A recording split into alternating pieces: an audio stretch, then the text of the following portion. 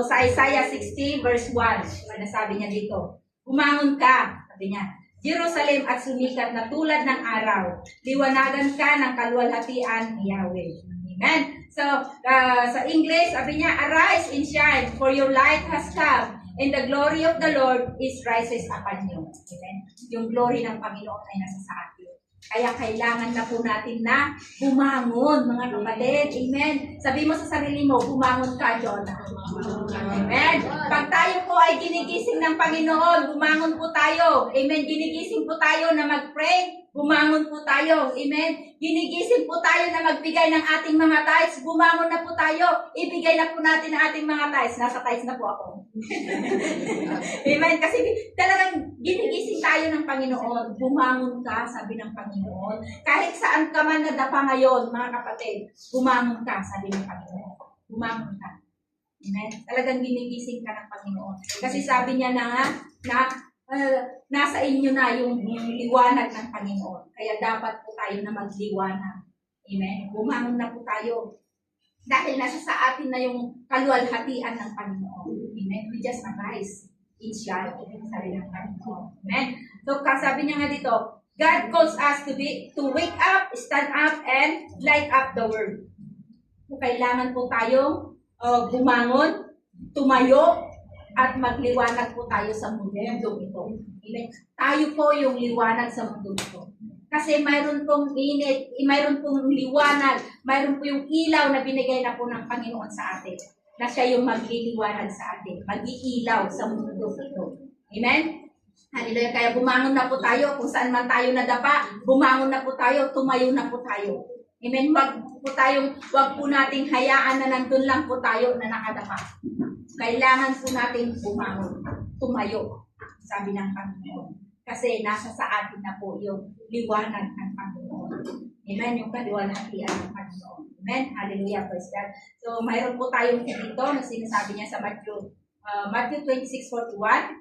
Huwag kayong matulog, sabi niya.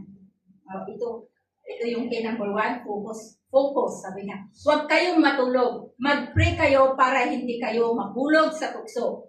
Gustong sumunod ng espiritu pero mahina ang laman. Amen? Ayan na po. Mahina po yung laman natin. Yung gusto natin bumangon na mag-pray pero yung laman po natin gusto pang humiga. Itinutulak na tayo ng banal na Espiritu Santo na humayo, mag-invite, pero umaayaw pa rin yung laman po natin. Umihila. Amen? Kaya kailangan po natin mag-pray. Bumangon po tayo para mag-pray. Para malabanan po natin yung mga tukso. Amen? Sa ating mga buhay. Maraming tukso dyan sa labas. Amen? Pag nasa labas po tayo. Pero praise God at nandito tayo. Napaglabanan po natin yung tukso. Kasi ang tukso nandyan sa labas. Mamaya nandyan ka sa labas. Mayroon kang nakita dyan. Bili ka. O mayroon kang pupuntahan. Nakita mo. Nakasama ka na. Amen? Huwag mong sabihin tukso, layuan mo ako. Amen. Kundi ikaw ang lumayo sa tukso. Kaya bumangon po tayo na mag-pray. Amen. Mag-focus po tayo sa ating mga pananalangin. Amen. Kung mayroon pa tayong mga panalangin na hindi pa natutugon, mag-focus lang po tayo na mag-pray. Mag-pray lang tayo na mag-pray. Amen. Na ibibigay at ibibigayan ng Lord sa tamang panahon. Amen. Amen. Hallelujah. Kung mayroon kang hinihiling sa Panginoon na hindi pa ibinibigay ng Panginoon, mag-focus ka lang sa prayer mo. Bumangon ka at manalangin. Sabi ng Panginoon, huwag kang matulog. Sabi ng Panginoon, bumangon ka. Amen. Kung natutulog na yung pera mo sa wallet mo na hindi mo na ibibigay yung tithes mo, bumangon ka, gumising ka, tumayo ka. Sabi ng Panginoon, ibigay mo na yung tithes mo. Ibigay mo na yung first fruit mo. Sabi ng Panginoon, humayo ka na, mag-invite ka na. Yun ang sabi ng Panginoon. Kasi habang tayo po mga kapatid nagbibigay ng ating mga tithes, nandun yung protection ng Panginoon sa atin. Amen. Sa ating mga buhay. Hindi lang financial, hindi lang material, kundi spiritual pa. Nandyan. Amen. Pag tayo ay nagbibigay ng tithes, nakafocus po tayo sa pananalangin po natin. Huwag po tayo manghinayang. Amen. Sa oras natin. Amen. Madaling araw po, pag ikaw ginigising ng Panginoon, bumangon ka na talaga. Hindi ka makakatulog kung hindi ka bumangon na manalangin. Sabi ko sa inyo. Kung mayroon sa inyo dyan na hindi nakakatulog na gumigising na mga 2 o'clock, 3 o'clock, 4 o'clock, bumangon ka na lang at manalangin bago ka matulog ulit. Sarap na natulog. Amen? Ako talagang nararanasan ko yan. Talagang ginigising ako ng Panginoon na mga 2 o'clock, 3 o'clock yan. Ginigising ako ng Panginoon. Para manalangin. Kaya huwag tayong matulog na matulog. Manalangin tayo, mag-focus tayo sa panalangin para huwag tayong mahulog sa tukso. Amen, mga kapatid? Maraming tukso kasi nanghihila sa atin. Amen. Pero pagka ikaw ay nakafocus sa prayer mo, hindi ka matutukso. Amen? Sino nakaranas nun? Ginigising ng Panginoon. Sarap ng tulog mo, pero ginigising ka talaga ng Panginoon na manalangin. Naranasan niyo ba yun? Amen? Isa lang yata yung nakakaranas nun. Ako lang at si Sister Joy yung nakakaranas nun ng madaling araw. Kung hindi ka talaga nakakatulog, ganun ang gawin mo, sabihin ko lang sa'yo. Hindi ka makakatulog pag ikaw gumising. Kasi ginigising ka ng Panginoon para manalangin. Mag-focus ka sa panalangin mo. Amen. Mag-focus ka kung ano yung mga hinihiling mo. Focus mo sa panalangin mo, kapatid. Amen. Kasi doon, sa madaling araw, dyan talaga na mararanasan mo, mapapakinggan mo kung ano yung sinasabi ng Panginoon sa'yo. Pag ikaw gumising ng madaling araw, gumising ng Panginoon. Focus ka lang para malayo hindi ka mahulog sa tukso. Sabi niya, gustong sumunod ng espiritu pero mahina ang laman. Pero yung espiritu mo talagang gustong manalangin. Pero yung laman mo gustong humiga at matulog. Pero hindi ka makakatulog. Di ba? Pero pag sinunod mo yung gusto ng Panginoon na manalangin, sarap na matulog mo after prayer mo, mga 45 minutes na prayer mo, higa ka ulit, makakatulog. Amen? Praise God. So yan po yung kailang focus, mag-focus po tayo sa prayer po natin. Mag-focus tayo sa pag-evangelize, mag-focus po tayo sa pag-training, amen? Mag-focus po tayo sa paghahayo, amen? Mag-focus tayo sa prayer. Kasi yan po yung pinapagawa ng Panginoon sa atin. Yan po yung gustong pagawa ng Panginoon sa atin. Amen? Pag nakafocus ka sa training mo, siya, na ikaw ay tatayo. Amen? Hallelujah. At masusunod yung pinapagawa. Masusunod yung gusto mo gagawin ng Panginoon, yung gusto mong mangyari sa iyong buhay. Basta ikaw ay sumusunod, mag-focus sa iyong prayer, mag-focus ka sa training mo, mag-focus ka sa evangelism, mag-focus ka sa pag-i-invite.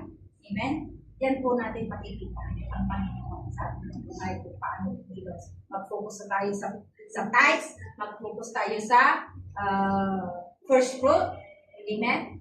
Hallelujah. Mayroon pang mga hindi nakakapagbigay dyan ng mga first fruit. Bigay na po natin. February pa lang. Hanggang March po yan. Amen? So, kay number 2, nasabi niya sa Mark 14:38, huwag kayong matulog. Inulit niya na naman sa verse sa Matthew. Huwag kayong matulog. Mag-pray kayo para hindi kayo mahulog sa tukso. Nakahanda ang espiritu, pero mahina ang laman. Tingnan niyo kung ilan ulit na pinapaulit na huwag kayong matulog. Amen. Huwag kayong matulog. Huwag kayong matulog, manalangin. Sabi niya, para hindi kayo mahulog sa tukso. Amen. Kasi tinutukso ka. Sinasabi na nga ng espiritu na ibigay mo yung tithes mo. Ibigay mo yung first fruit mo. Pero hindi ka, natutulog ka. Kumbaga, binabaliwala mo lang yung sinasabing bumangon ka. Sabi niya sa Isaiah 61 kanina, na bumangon ka, Jerusalem. Sabi niya, bumangon ka, Jonah, para manalangin. Sabi ng Panginoon, amen, huwag po nating baliwalain yung sinasabi ng Panginoon na bumangon tayo. Kasi yung ilaw niya, yun yung ibinigay niya sa atin na magliwanag sa mundong ito. Amen? Tayo po yung magliwanag sa mga kasamahan natin na hindi pa nakakapagbigay ng tithes, hindi pa nakakapagbigay ng first fruit. Amen? Talaga tayo yung gagamitin ng Panginoon na magliwanag. Kasi sabi niya na, arise and shine. Sabi ng Panginoon, for your light has come in the glory of the Lord. Christ is upon you. Yun ang sabi ng Panginoon sa atin. Amen? Kaya palagi po natin isipin.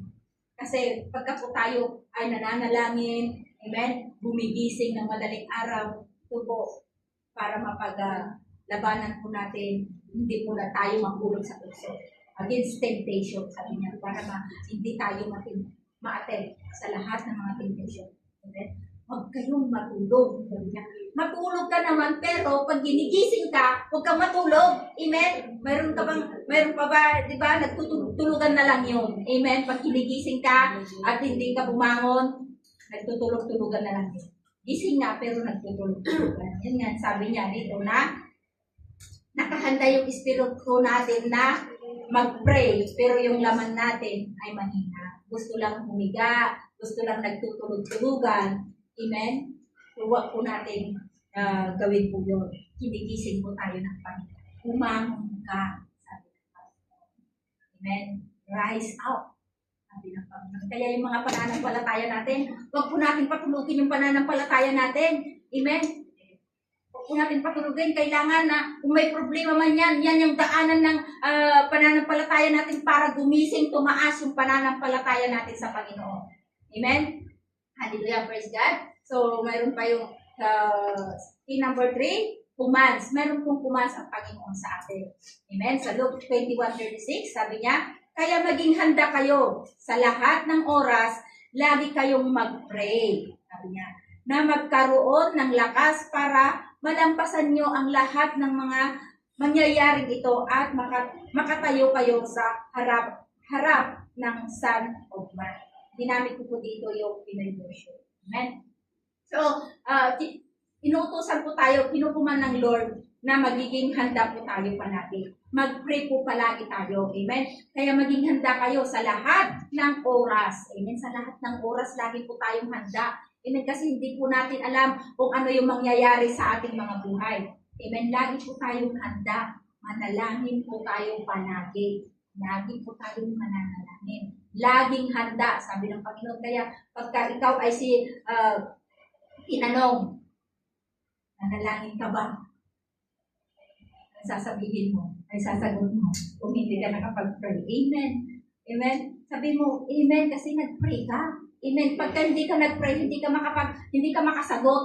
Amen. Pagka tinanong ka, nanalangin ka ba? Laging handa nga. Laging handa at manalangin, sabi niya. So, kailangan po natin, pag handa ka, nanalangin ka, handa kang sumagot ng amen. Hallelujah. Praise God. So, napakabuti ng ating Panginoon kasi talagang pinapaalalahanan tayo, kinukuman niya talaga na magiging handa kayo sa lahat ng oras. Lagi kayong mag-pray para mayroon kayong lakas. Amen? Para mayroon tayong lakas. Pag hindi tayo kasi nanalangin, nangihina po tayo. Amen? Kumbaga, nangihina tayo, yung katawan natin nangihina yung spiritual natin, nandun pa yung bugnutin tayo, yung madaling magalit ba? Amen? Lalo na yung mga kapareho kung may alaga dyan. Amen? Madali kang magalit pag hindi ka nakapag-pray. Mawawalan ka ng pasensya pag hindi ka nakapag-pray talaga sa mga bata. Amen? Pero pagka nakapag-pray ka, nandun yung pasensya mo, nandun yung pagtitiis mo, kahit ano man yung ginagawa ng mga bata dyan, sige, masaya ka pa rin na nakikipaglaro sa mga bata. Amen?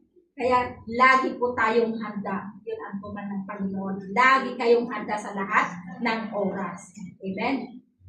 Tapos tatanungin ka, nagbigay ka ba ng tithes mo? Nagbigay ka ba ng first fruit mo? Tatanungin ka ni Lord. Amen? Pagka nakapagbigay ka, say yes. Amen? Pagka hindi pa, walang bigay. Amen? Hallelujah. Praise God. Huwag kayong magagalit sa akin, ha? Kasi ito po yung commands ng Panginoon na lagi po tayong handa. Amen? Sa lahat ng oras. Amen? Para makatayo tayo sa harapan ng sanukman. Amen? Ang Panginoon. Amen? Pagka tayo po ay nagawa natin lahat kung ang pinapagawa ng Panginoon, nakakatayo po tayo. We stand for Him. Amen? Nandun yung saya po natin, nandun yung peace of mind po tayo. Amen? Hallelujah, praise God. So, andit mayroong yung number 4, okay, yung key niya. Sa Matthew 24:42, mag-ready kayo kasi hindi nyo alam kung kailan dadating ang Panginoon. So, lagi po tayong handa. Ito po yung advice. Amen? Na mag-ready po tayo palagi. Amen? Hindi natin alam kung kailan darating ang Panginoon. Hindi natin alam kung ano mangyayari sa atin ngayon, bukas, at magpakailanman. Pero lagi po tayong handa. Amen? Lagi tayong handa kasi nakapanalangin na po tayo. Amen? Nakapag-focus tayo sa panalangin. Amen? Hallelujah, praise God. So, nandun yung focus po natin sa panalangin po natin na para malabanan natin yung tukso, huwag tayo mahulog sa tukso. Amen? Kaya, nandun yung commands ng Panginoon na magiging handa po tayo. Amen? Ito po ngayon yung advice niya na mag-ready kayo. And ready po tayo. Amen? Ready po tayo palagi. Amen? Kasi, hindi nyo alam kung kailan darating. Hindi natin alam ang Panginoon eh. Mamaya, nandito tayo, pero mamaya, hindi natin alam, nandito ang Panginoon. Walang nakakaalam kung kailan darating ang Panginoon. Basta, mag-ready lang po tayo. Gawin po natin kung ano yung pinapagawa ng Panginoon sa atin. Amen? Ready. Lagi po tayong handa. Amen? Kahit saan man tayo, lagi po tayong handa. Amen? Yun ang sinasabi ng Panginoon sa atin. Na lagi po tayong handa. Kasi, di ba, pagka tayo ay pumupunta, umuwi sa Pilipinas, amen? Malayo pa lang yung date na pag-uwi natin, naka-ready na po tayo, di ba? Amen? Ready na po tayo, handa na lahat, di ba? Ganon din sana pag hindi natin alam ang Panginoon. Iyon, alam natin na uwi tayo sa ganitong date. Pero ang Panginoon, hindi natin alam kung kailan darating. Kaya kailangan po natin magiging ready, handa pa natin. Amen? Manalangin po tayo palagi. Amen? Hallelujah, praise God. So, yun po yung advice ng Panginoon. Amen. So, dito naman sa number 5, encourage. Amen. Sa 1 Peter 5:8-10, sabi niya dito sa verse 8, maging alerto kayo at ready. Kasi parang mabangis na layon ang kalaban nyo, ang devil. Gumagala siya at naghahanap ng malalaman. Amen. Nandyan palagi yung devil. Amen. Naghahanap ng kanyang malalaman. So, kailangan po na maging alerto po tayo. Amen? Nandyan lang yung demonyo na umaaligid-aligid dyan kung sino yung lalapain niya, sino yung pakatatin niya. Uy, huwag mo ibigay yung tithes mo. Uy, huwag mo ibigay yung first fruit. Yun ang sabi ng demonyo. Amen? Kung nagbabalak ka na ibigay yung tithes mo dito sa Saturday, sabi niya nga, may nakapagsabi sa akin sa Saturday na, bakit kaya nakasiparit na yung tithes ko, sabi niya, pero mayroong busis dyan, may busis dyan na ganito, ganon. Sabi niya, kaya wala, hindi ko maibigay-bigay. Sabi niya, hindi siya nakapag-pray pa na, pero yung puso niya, yung spirito niya, willing siyang magbigay na ng kanyang tithes. Pero yung laman, mahina nga yung laman. Amen?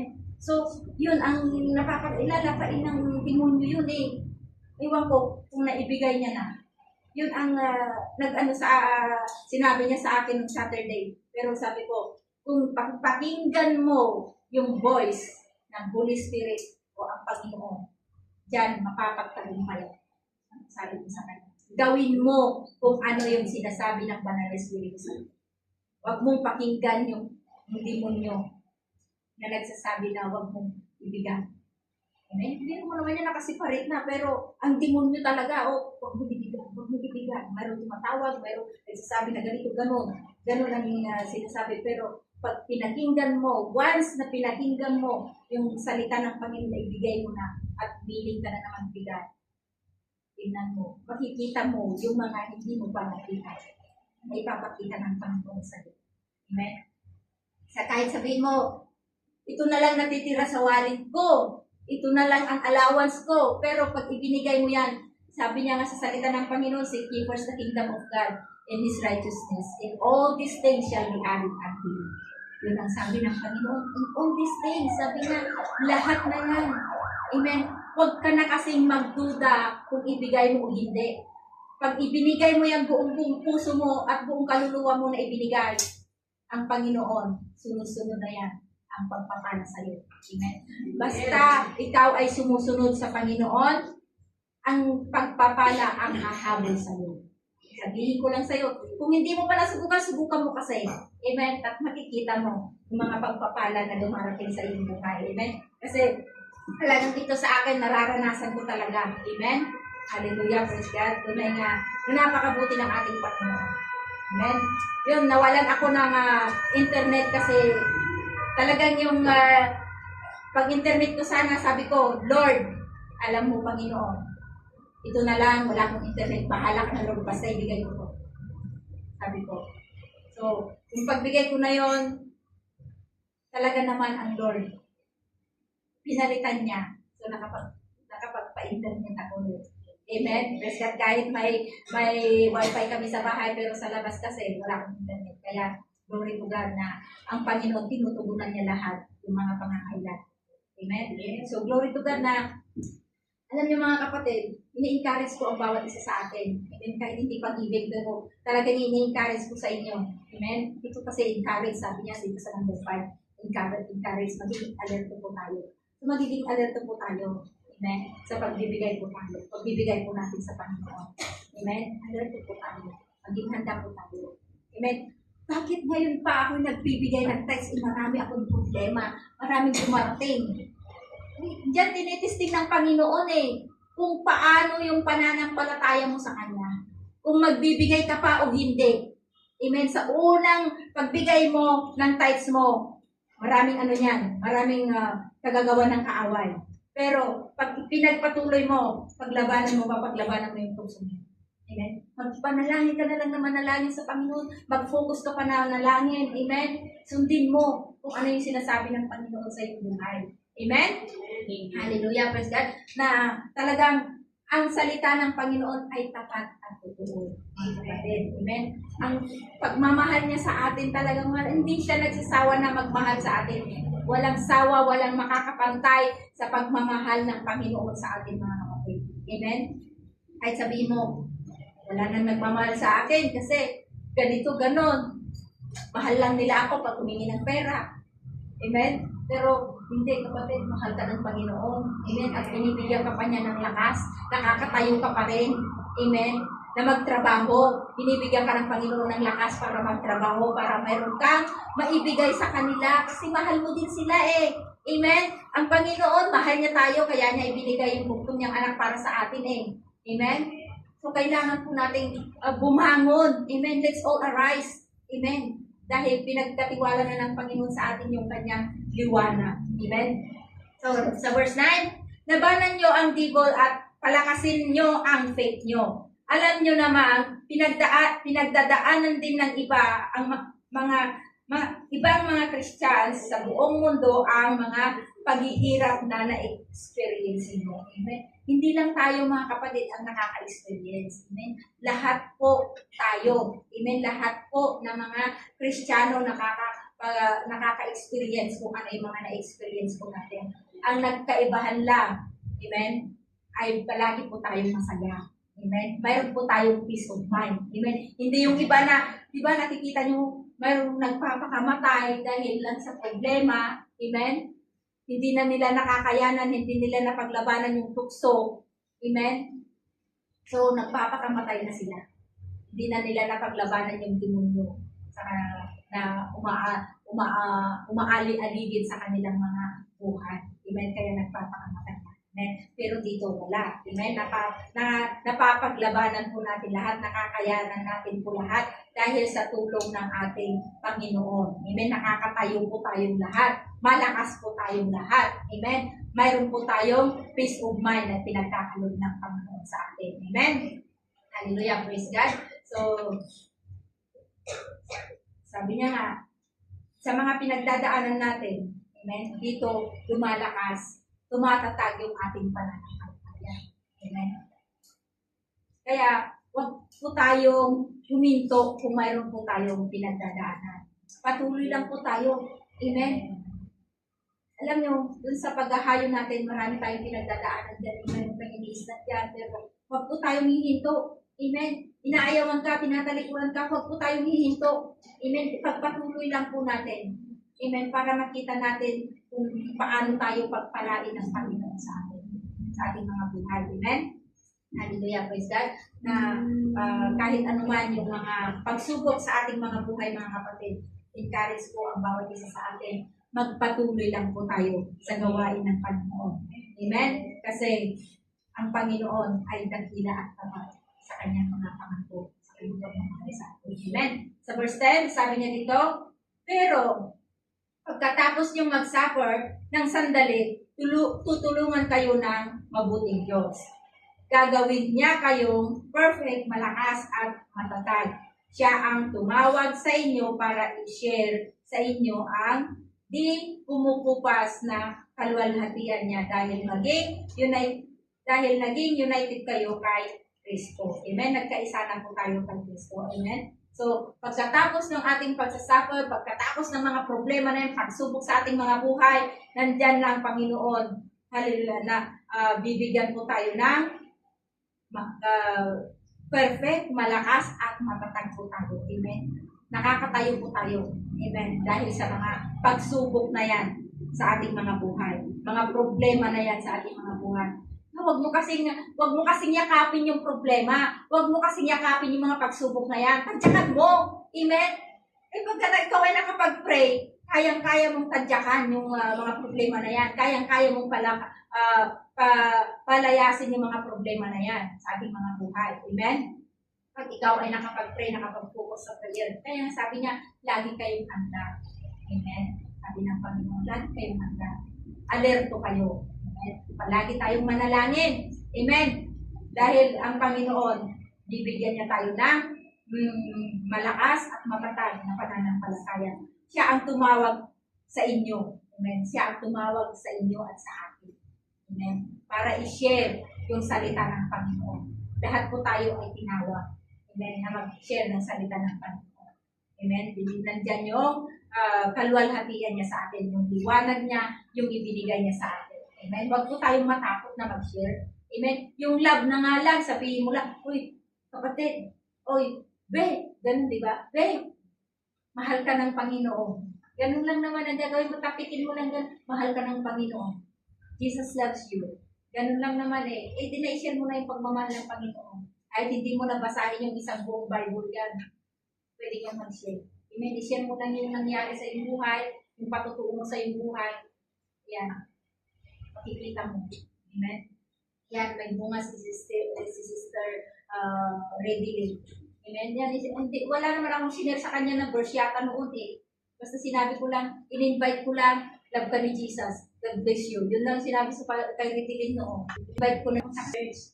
Sabi ko sa amen, nagkikita lang kami doon sa pagsusundan ng mga so, ganun ang gawin natin para tayo ay lahat ay mag-aalis. Ibangon tayo lahat. Kung tayo ganun na tayo na lang, kailangan po na mga bago-bago. Amen? Para mayroon po tayo yung liwanag eh. Amen? Na sinabi ng Panginoon na tayo yung ilaw at asin sa buong mundo ito. At hayaan natin na yung liwanag natin ang magliwanag sa mundo ito. Amen? Sa kadiliman. Amen? Hindi tayo huwag tayong paapekto sa mga nasa kadiliman. Huwag po tayong magpahila sa kanila, kundi sila yung hihilain po natin. Amen? Yung liwanag po natin ang magliliwanag sa kanila. Amen? Hallelujah, praise God.